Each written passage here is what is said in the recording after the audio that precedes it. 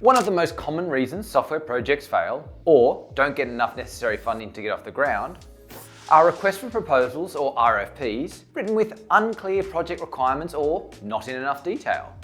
Your RFP will play such a crucial role in communicating your projects to software vendors. And writing structured RFPs both will lead to clarity of what you want and also allows companies to understand your needs and provide you with an accurate response.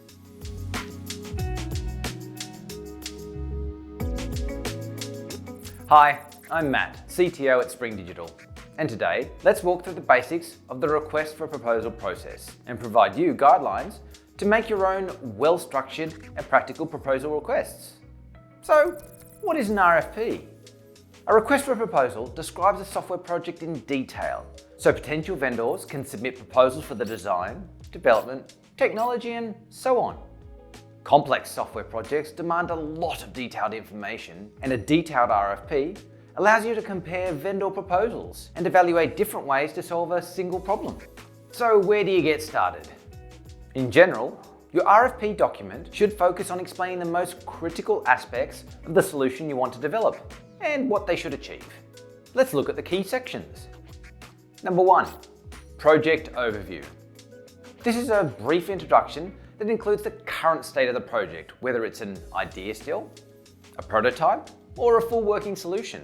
This part should include a brief explanation of where you're at today, where you want to be, your business needs, main pain points, and the issues you want to be addressed in the project. Number 2, about you or your company. In this section, it's crucial to include basic information about you or your company, its products and services, and its market position. This section should be as detailed as possible so vendors understand how important the solution is and where it sits in your overall business. Number 3, project goals. This is where your company presents a clear picture of its project goals and should include important information, project deliverables, and expectations as to how the product will serve its users.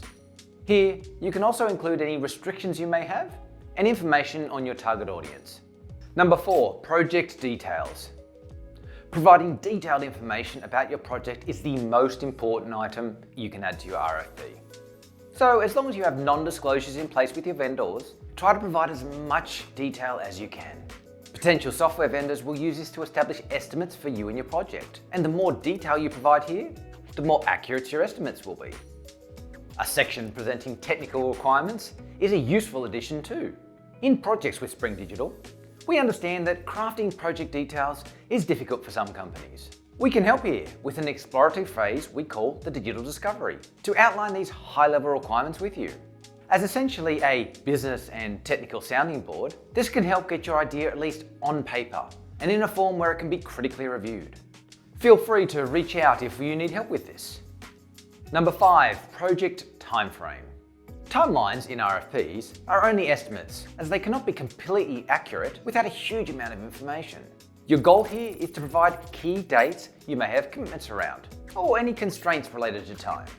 Usually, once your project starts, it will be easier to provide a more accurate project schedule to understand if these are feasible. Number 6, budget details.